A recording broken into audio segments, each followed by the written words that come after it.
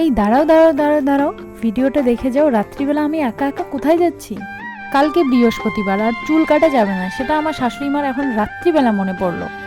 আজকে বুধবার, তো চুল কাটা যাবে, সারাদিনই মনে ছিল না, এখন মনে পড়লো সন্ধে হওয়ার পর।